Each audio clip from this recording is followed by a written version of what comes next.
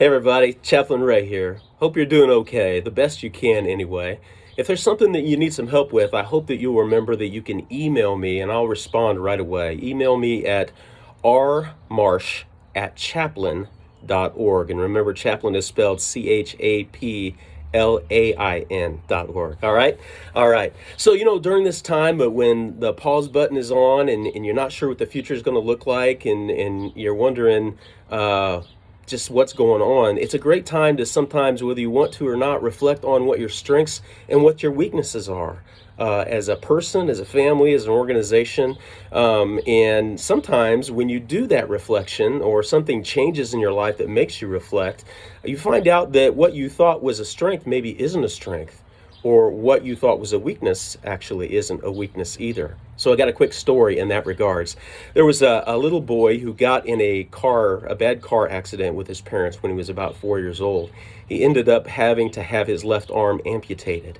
And it was about 3 years. He hadn't asked to be involved in any activities or anything like that, but out of the blue, he asked if he could be involved in martial arts. And his parents were kind of hesitant because they didn't know how that would work with only having one arm, but they said yes because he hadn't shown any interest in anything else.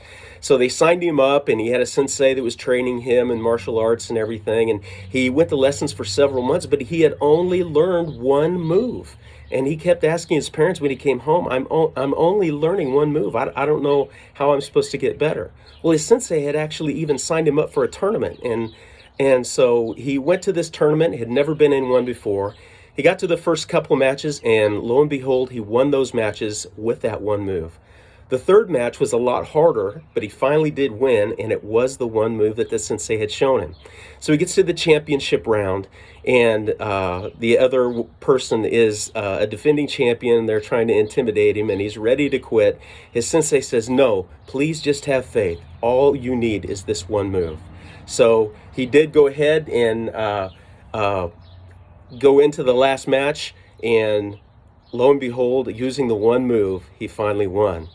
And so he went up to his sensei right after the match and he said, "I cannot believe I won this match, this whole championship, and only knew one move." And the sensei said, "The reason that you won is the only way your opponent could have gotten out of that hold was to grab your left arm." Sometimes our weaknesses are our strengths. Paul had a situation in the Bible in 2 Corinthians chapter 12 where he asked the Lord to take something away from him that he thought was a weakness. And God answered him and he said to him, "My grace is sufficient for you, for my power is made perfect in your weakness."